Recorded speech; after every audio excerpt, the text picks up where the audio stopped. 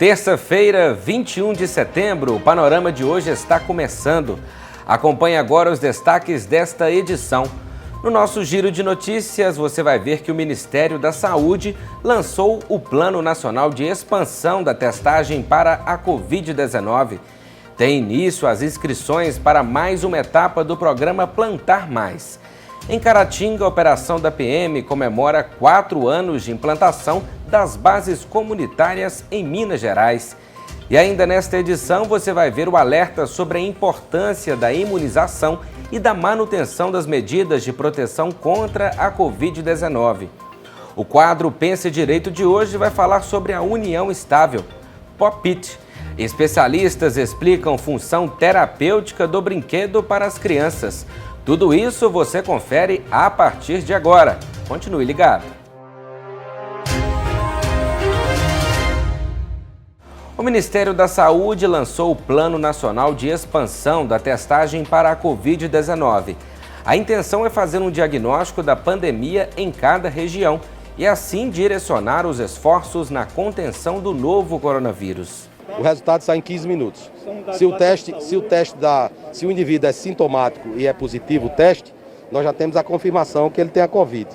Então, se ele é sintomático e o teste é negativo, nós encaminhamos para a realização do RT-PCR. E se o teste está negativo, aí a gente fica tranquilo. A Secretaria de Saúde de Entre Folhas começou a aplicar a terceira dose do reforço da vacina contra a Covid-19 em idosos a partir de 70 anos e imunossuprimidos. Adolescentes entre 12 e 17 anos com comorbidades também estão recebendo a primeira dose do imunizante. A terceira dose dos idosos vai ser aquelas pessoas que tomaram a vacina no período de 6 meses. E aquelas pessoas que fazem hemodiálise, que são transplantadas e que fazem tratamento de quimioterapia ou radioterapia, pode tomar a vacina da terceira dose com 28 dias. E os adolescentes de 12 a 17, ficou estabelecido que irá tomar só a esses adolescentes que tiver uma deficiência física ou imunodeprimido ou com comorbidades. Com comorbidades vai ter que trazer o laudo médico. O produtor rural interessado em ser beneficiado com mudas de árvores frutíferas deve ir até a Secretaria de Agricultura de Caratinga e fazer um cadastramento. O projeto tem como objetivo promover a segurança alimentar e nutricional sustentável no município por meio do incentivo à fruticultura. Nos 4 primeiros anos do governo, nós conseguimos fazer a doação de 16 mil mudas de frutíferas, de espécies diversas, para os produtores rurais do nosso município. Nesse ano 2021, nós vamos iniciar uma etapa agora no mês de setembro e eu quero convocar aos produtores rurais que tenham interesse para poder fazer o seu cadastro. O cadastro ele é feito junto à Secretaria Municipal de Agricultura, lá na rua Coronel Antônio da Silva, número 700. Ele vai fazer o seu cadastro. O cadastro sendo aprovado, ele tem direito a retirar um kit com as espécies disponíveis no viveiro. Lembrando que para essa etapa nós vamos distribuir 200 kits de mudas e vamos priorizar os produtores que ainda não foram beneficiados nos anos anteriores. Posteriormente, de acordo com a demanda que nós tivermos, a gente volta a beneficiar aqueles que anteriormente já retiraram os kits. Para fazer o cadastro, o produtor deve estar munido do documento de sua propriedade, comprovante de endereço recente, CPF e identidade. A Secretaria de Agricultura está situada na rua Coronel Antônio da Silva, conhecida como Rua Nova, número 700, centro de Caratinga. Aconteceu no município o lançamento da operação em comemoração aos 4 anos de implantação das bases de segurança comunitária em Minas Gerais. Batizada de Segurança Cidadã, a operação vai até o próximo dia 26 de setembro. Essa operação tem por finalidade a prevenção criminal e a interação com a comunidade. Em todas as cidades que são dotadas, né, desse portfólio de serviço, durante toda a semana o policiamento vai ser reforçado para causar, né, aumento na sensação de segurança e, com isso, prevenção criminal. É um tipo de policiamento que é lançado em locais com maior incidência criminal, em horários pontuais, e tem por finalidade deixar a polícia militar mais próximo do cidadão.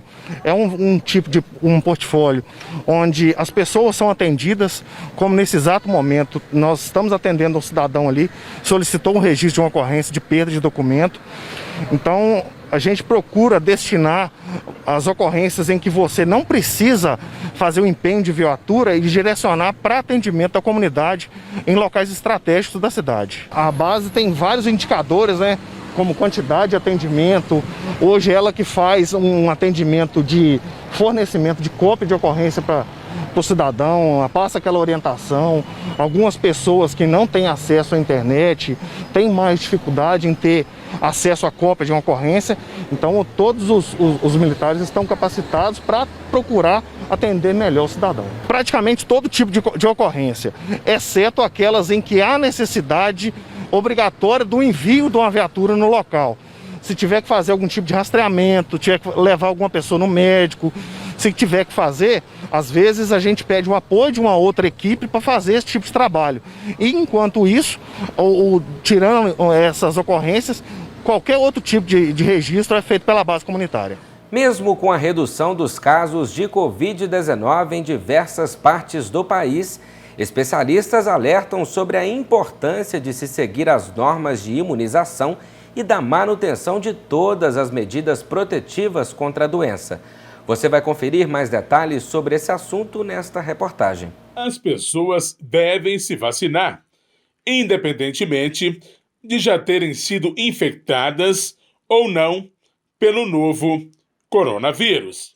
Essa é a orientação da Organização Mundial de Saúde. Vale ressaltar que as vacinas aplicadas necessitam de uma segunda dose e de um período de tempo para que o organismo dê uma resposta imunológica protetora. O infectologista do Casu Hospital Irmã Denise, Klinger Faico, destaca a importância da vacinação e explica como é a reação do organismo durante esse processo de criação dos anticorpos que auxiliam no combate ao vírus. Quando a gente toma a vacina ela induz uma resposta imunológica no nosso corpo, e essa resposta imunológica, o corpo aprende como combate o vírus, certo? E quando esse corpo ele aprende a combater o vírus, quando a gente adquire a doença, mesmo estando vacinado, o corpo ele já vai ter toda essa memória como que faz para eu combater a doença. Então, mesmo as pessoas que são vacinadas e elas adquirem a doença, a chance delas desenvolverem uma doença grave, como a gente viu no começo da pandemia, é muito pequena, porque justamente a gente tem essa memória imunológica. Então, os pacientes que são imunizados e desenvolvem as doenças, hoje a gente vê que eles estão indo menos para UTI, que eles estão ficando menos graves, que eles estão tendo menos hospitalização e que eles estão morrendo menos. Então, isso é um grande benefício que a vacinação em massa está trazendo para a gente. A gente tem que conscientizar a população de que a vacinação é uma medida coletiva, né? Não adianta alguma parcela da população fazer e a outra não fizer. Então, tem que ser uma colaboração conjunta de todo mundo, porque se a gente ainda persistir com essa disseminação do vírus e o vírus ainda com essa capacidade replicativa, isso vai ser muito ruim. As medidas de higienização das mãos, distanciamento físico e uso de máscaras devem permanecer por um bom tempo. A recomendação é de que as precauções contra a transmissão da Covid-19 sejam mantidas, mesmo por quem já estiver vacinado.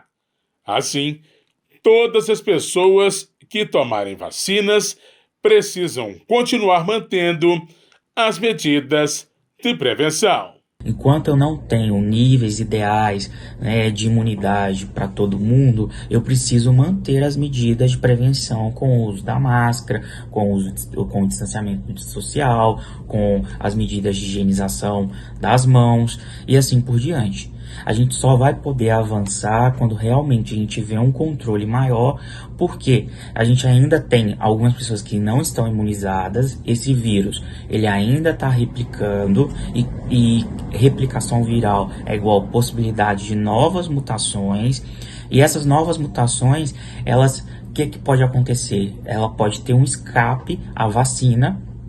Quando a gente tem um escape à vacina, a gente pode ter uma nova onda de um vírus que seja um vírus mutante, esse vírus que seja resistente à vacina. A possibilidade de ter um outro vírus, uma disseminação de um outro vírus mutante resistente às vacinas que a gente tem, a gente não pode correr esse risco nessa altura do campeonato. Então fica aí o alerta do infectologista Klinger Faico para que as pessoas, mesmo vacinadas, sigam mantendo os protocolos de prevenção contra a Covid-19. Toda terça-feira, no quadro Pense Direito, trazemos um tema diferente para você. Hoje, o advogado Lucas Cota de Ramos vai falar sobre o que constitui uma união estável. Acompanhe.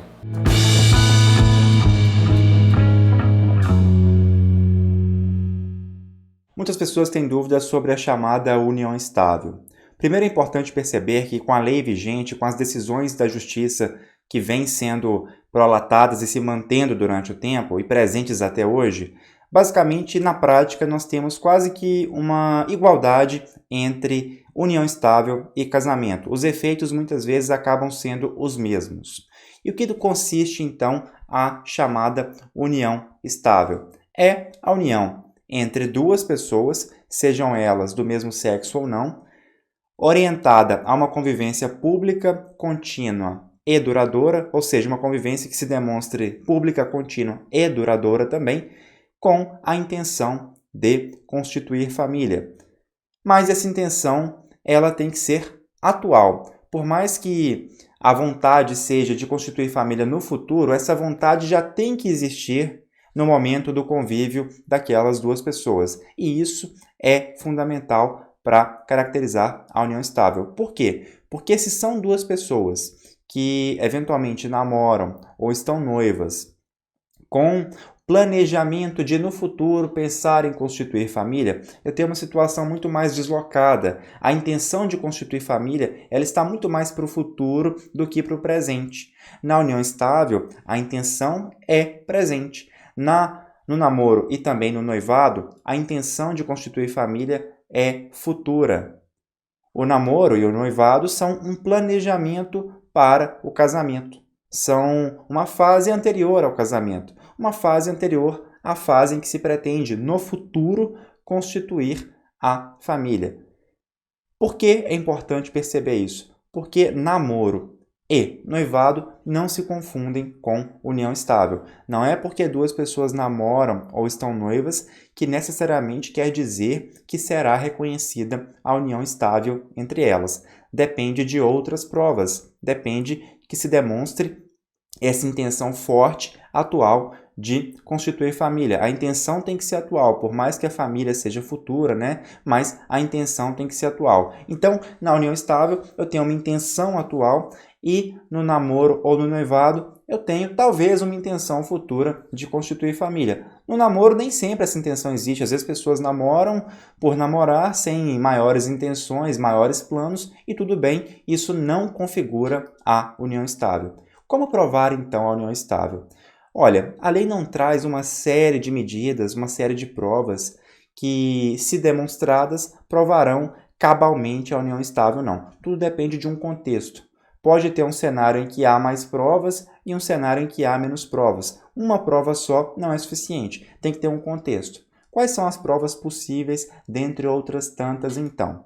A existência de filhos em comum gera um forte indício de intenção de constituir família. Ora, se já há filhos em comum, a família já até está constituída. né? Outra prova, se uma pessoa é dependente da outra no imposto de renda ou no plano de saúde, se as duas pessoas moram em conjunto, moram no mesmo domicílio, isso é uma prova muito forte também da união estável. Se há uma divisão das despesas, se uma pessoa paga as despesas da outra, ou se dividem as despesas vivendo como efetivamente um casal. Se há uma conta bancária conjunta também entre essas duas pessoas, nós temos aí demonstrada a união estável. E, uma vez reconhecida a união estável, se não houve um contrato prévio anterior, né, por assim dizer, para poder regulamentar aquela união estável, a consequência é o reconhecimento do regime de comunhão parcial de bens. No quadro Oportunidades, você fica por dentro das ofertas de emprego disponíveis na nossa região. Ajudante de carga e descarga de mercadoria em depósito de material de construção. É necessário ter experiência na carteira de trabalho. Atendente balconista, sem experiência e com ensino médio completo. Atendente balconista para loja de autopeças, com experiência que pode ser fora da carteira de trabalho, ensino médio completo, conhecimento básico de informática e habilitação A ou B. Auxiliar administrativo, com experiência na carteira de trabalho e ensino médio completo. Auxiliar de eletrônica, sem experiência, com ensino médio completo e habilitação B. Auxiliar de linha de produção para padaria, com experiência na carteira de trabalho e ensino médio completo. Balconista de padaria, com experiência na carteira de trabalho e ensino médio completo. Camareira de hotel, com experiência que pode ser fora da carteira de trabalho e disponibilidade de horário. Gerente de serviços de oficina, assistência técnica em oficina de automóveis, com experiência na carteira de trabalho, ensino médio completo e conhecimento básico de informática. Mecânico de automóvel, com experiência, mas que pode ser fora da carteira de trabalho. Motofretista, sem experiência e com habilitação A. Motorista de automóveis, sem experiência e com habilitação AB definitiva. Oficial de serviços gerais na manutenção de edificações, auxiliar de serviços gerais, com experiência na carteira de trabalho e ensino médio completo. Operador de caixa em padaria, com experiência na carteira de trabalho e ensino médio completo. Pedreiro, com experiência na carteira de trabalho. Recepcionista de hotel, escala 12/36 noturno, com experiência em atendimento ao público, podendo ser fora da carteira de trabalho. É necessário também ter ensino médio completo e informática básica. Servente de pedreiro, com experiência na carteira de trabalho. Trocador sem experiência, com ensino fundamental completo, disponibilidade para realizar viagens e se ausentar de casa. Vendedor interno para loja de roupas, sem experiência e com ensino médio completo. A carta de encaminhamento pode ser impressa pelo aplicativo Cinefácil ou portal Emprega Brasil. Os interessados podem ainda agendar o atendimento presencial no endereço mg.gov.br/agendamento.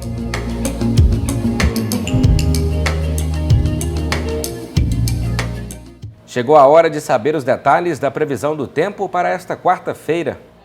Quarta-feira em Caratinga, sol com aumento de nuvens de manhã, pancadas de chuva à tarde e à noite. Os termômetros marcam mínima de 19 e máxima de 32 graus. Em Dom Cavate, previsão de chuva no período da tarde. A mínima é 21 e a máxima 35 graus. Em Bom Jesus do Galho, tempo nublado no período da manhã. Pancadas de chuva à tarde e à noite o tempo fica aberto. A temperatura varia entre 17 e 29 graus. Após ser compartilhado em massa nas redes sociais, o Pop-It se tornou uma febre entre as crianças. O passatempo é encontrado geralmente como uma bandeja de silicone colorida com várias bolinhas. O objetivo é tido como brinquedo anti-estresse e tem diferentes tamanhos. Na reportagem a seguir, você vai ver o que pensam os especialistas sobre um dos queridinhos do momento. Ele é feito de um material maleável, todo colorido e tem tamanhos e formatos diversos. O pop, no inglês, quer dizer algo para ser estourado e é um objeto que faz parte de um grupo de nomenclatura também importada, que são os Fidget Toys, ou brinquedos agitados. Esse em específico é semelhante ao clássico plástico bolha, que também emite um som ao ser apertado e promete ser um poderoso anti-estresse. Por sua função repetitiva e para muitos satisfatória, o passatempo promete acalmar quem está ansioso. O brinquedo de silicone alcançou o auge de venda na pandemia, principalmente após viralizar na rede social TikTok. A gente está falando da visão, da audição e do tato, né? Os brinquedos sensoriais, eles realmente provocam uma sensação de bem-estar. Isso é, né, as pessoas perguntam, realmente eles provocam. Mas a gente tem que entender que eles podem ser um instrumento de bem-estar. Isso surgiu e virou uma febre por conta das redes sociais.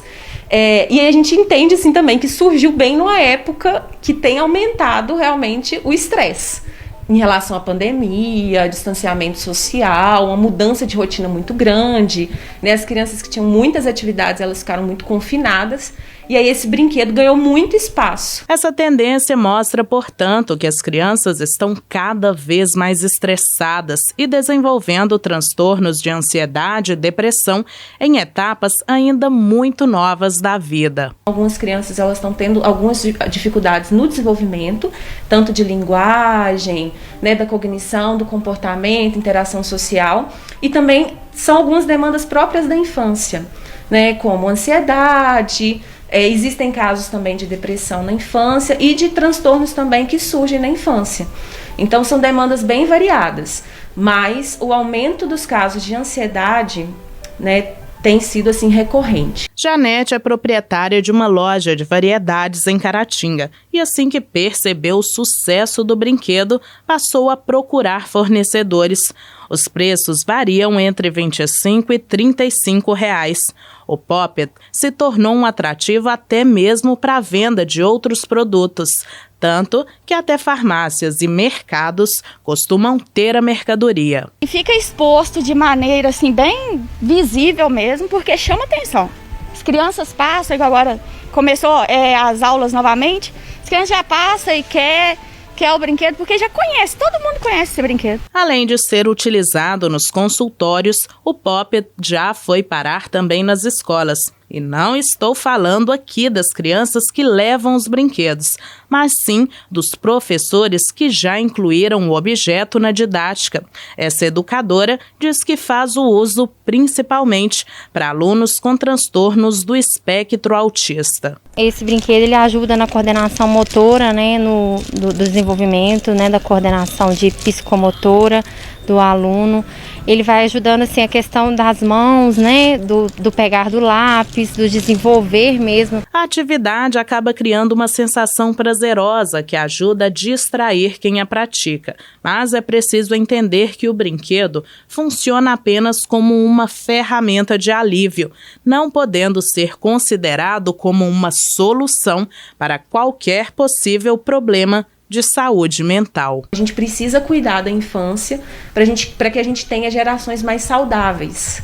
Então, o olhar para a infância dentro da psicologia já é uma constante, mas que recentemente tem sido muito valorizado por conta de tudo aquilo que a gente já percebe, que essa fase ela vai influenciar em toda a construção do indivíduo. Realmente, o brinquedo que tem chamado a atenção possui benefícios. Mas é importante também promover a redução de níveis de estresse e ansiedade na infância, com as brincadeiras ao ar livre, que utilizam a imaginação, a fantasia e o desenvolvimento da relação social.